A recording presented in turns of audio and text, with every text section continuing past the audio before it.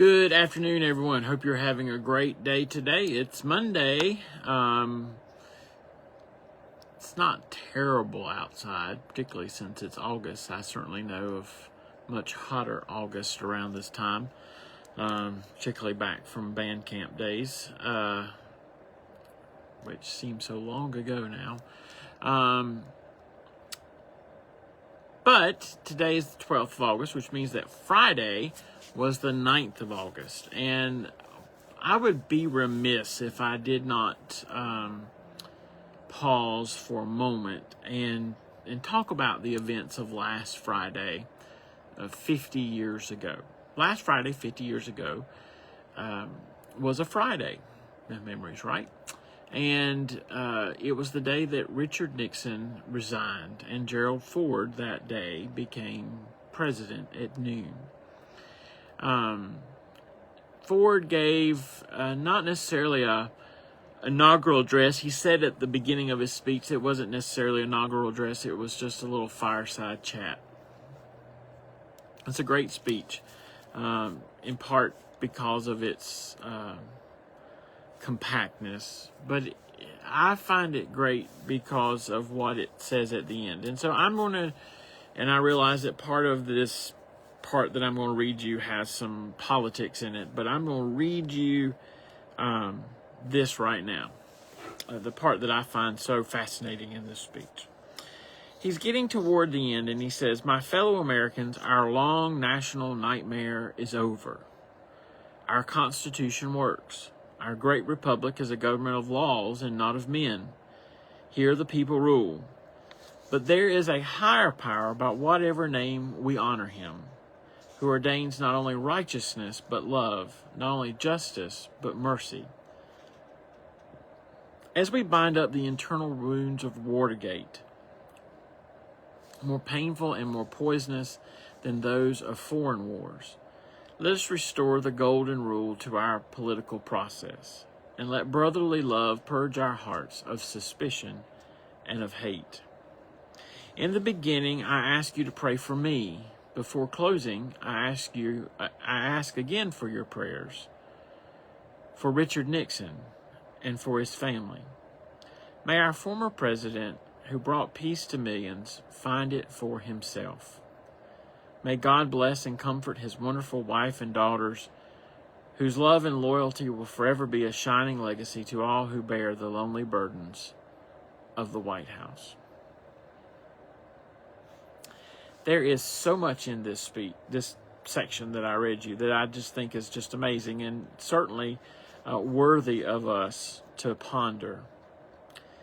I think it important to note the first thing. There is a higher power who ordains not only righteousness but love, not only justice but mercy. You know, I don't know if we think on those terms very often.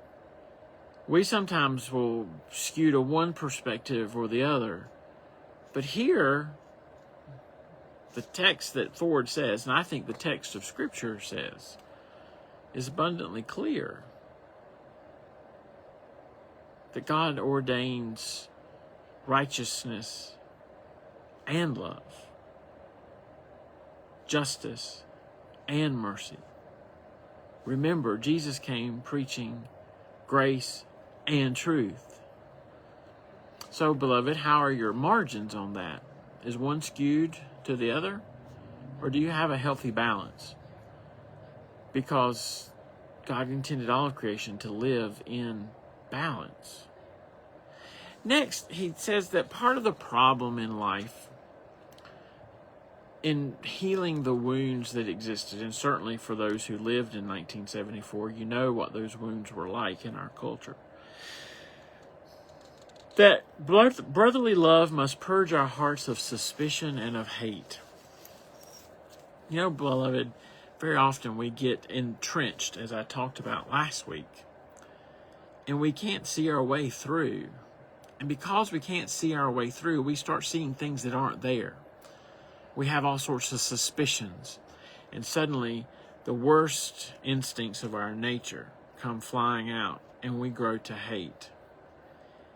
Here, Ford says, may brotherly love purge our hearts of those things, suspicion and hate.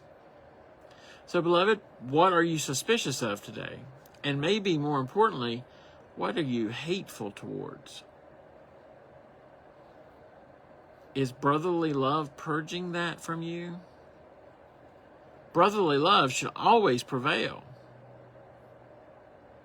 But are you letting it? Finally, he points to something else. He prays in the end that Richard Nixon may find peace for himself. You know, as I ponder that, I am mindful of the fact that part of our problem in life is that we can never find peace. And so because we can never find peace in ourselves, we are constantly stirring the waters everywhere else. A little water stirring is not bad, I confess that. Constant water stirring is agitation. And it's not always used to make the clothes clean in the washing machine. Augustine said, our hearts are restless until they rest in you, O God.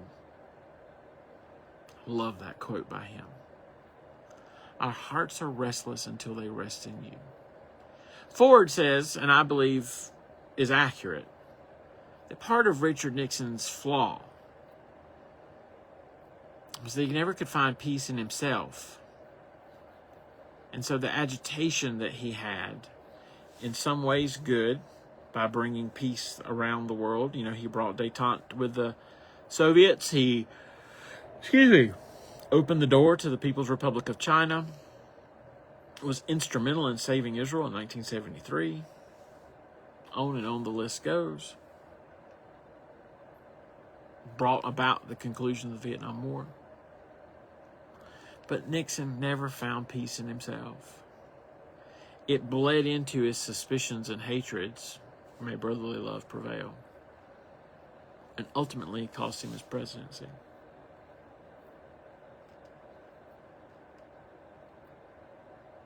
Beloved, what is your inability to find peace costing you today?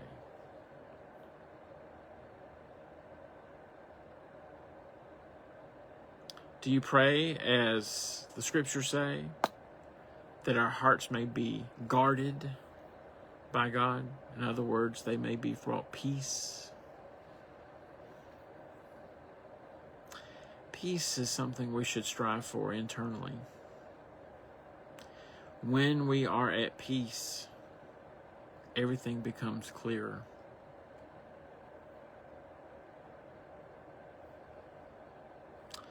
Gerald Ford did a lot to salve the wounds of the nation.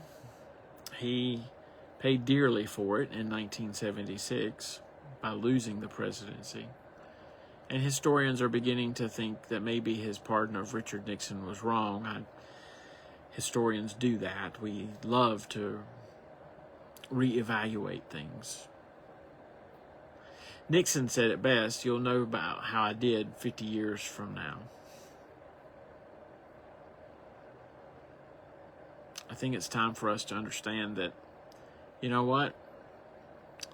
Maybe sometimes the path of righteousness should be better controlled by love, and the path of justice be controlled by mercy. That brotherly love would prevail in our hearts in such a way that peace would be found. That we may bring peace to others. I encourage you to go on YouTube, watch the whole speech. It's not very long.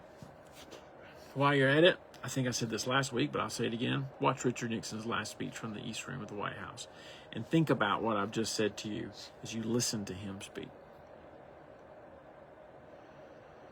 Until then, remember, grace, beloved, in the midst of everything, in the midst of sin, we are told, always abounds. May it abound to you, through you, and in you today and for the rest of this week and for the rest of your lives. Until then, take care. God bless.